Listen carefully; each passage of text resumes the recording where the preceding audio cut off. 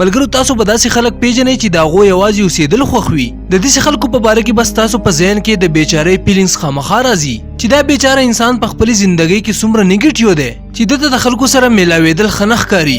نو ملګرو دا رښتیا دي چې انسان یو سوشل انیمل دی او هغه ټوله زندګي یوازې نشي اوسېدلی. د خلکو سره ناسته پاسته، د هغو سره وخت تېرول، پارټي کول او جشن کول زموږ د انسانانو په فطرت کې شامل دي او شاید دا زموږ د زندګۍ یو ډیر غټ ضرورت هم دی. خو ملګرو د کم خلکو چې دا نه خوښ یا کم خلکو ته چې یوازې ټایم تېرول ښه ښکاري، د دې مطلب بالکل هم دا نه دی چې هغه په خپله زندګۍ کې نه دی خوشحاله یا هغه ډیر پریشانه دی. په یوازې اوسېدو والا خلک کې کوم څه داسې خوبیانې وي کوم چې هغه د نور خلکو نه جدا او بهتر جوړوي. نو ملګرو که تاسو هم زیاتره ټایم یوازې تېرول خوښوئ نو دا ویډیو خاص تاسو دپاره ده، ولې چې شاید په تاسو کوم څه داسې خوبیانې دي چې تاسو په د هغې نه یې خبر. په دې ویډیو کې به موږ تاسو ته د یوازې اوسېدو والا په باره کې څه داسې خوبیانې وایو کوم چې هغه د ټولې دنیا نه جدا جوړوي. د دې دپاره دا ویډیو پوره خامخا وګورئ. نو راځئ چې وپېژنو.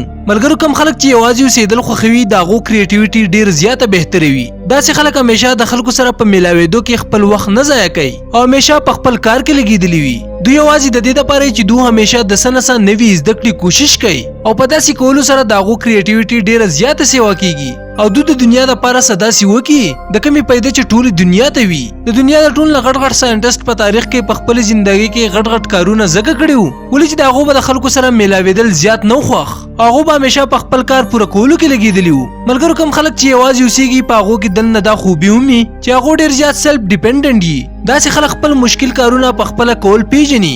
دا خلک یوازې اوسېږي ځکه خو د دوی سوشل سپورټ ډېر زیات کم او کله کله خو د نابرابر وي، نو ځکه خو هغو خپل کار په خپله کول وپېژني او د دې خلکو دا کوالټي هغو ډېر زیات پاورفل جوړوي. د خپل فاینانشل ضرورتونو نه واخله د ایموشنل ضرورتونو پورې دا خلک په خپله د خپل ځان دپاره د ټول نه غټ سپورټ سنټر جوړېږي. په یوازې اوسېدو والا خلکو کې به تاسو دا خوبي هم لیدلې وي چې دا خلک په خپلې زندګۍ کې خپل رولز جوړوي. دا خلک د معاشري اصول نه پالو کوي، کله د چا سره میلاوېدل غواړي، کله څوک اګنور کول غواړي، کله د چا سره وخت تېرول غواړي. دا ټول کارونه هغو په خپله ډسکس کوي. دا څه کار د دې وجې نه کوي چې خلک به څه سوچ کوي. یوازې اوسېدو والا خلک مای لایف مای رول والا فارموله باندې یقین کوي. دا خلک چې څه هم کوي هغه خپله خوشحالي په ذهن کې ږدي او کوي. د دې خلکو دپاره د نورو د خوشحالولو په ځای خپله خوشحالي میټر کوي. نو ځکه خو دا خلک د نورو خلکو د خوشحالولو دپاره یو کار نه کوي خو په خپل پاور سره او د خپلې خوبۍ په حساب سره هغه کار کوي. ملګرو اکثر خلک خپل کمپیریزن د نورو خلکو سره وکړي او ډېر پریشانه او نیګیټیو شي، خو یوازې اوسېدو والا خلک د خلکو سره ډېر کم میلاویږي.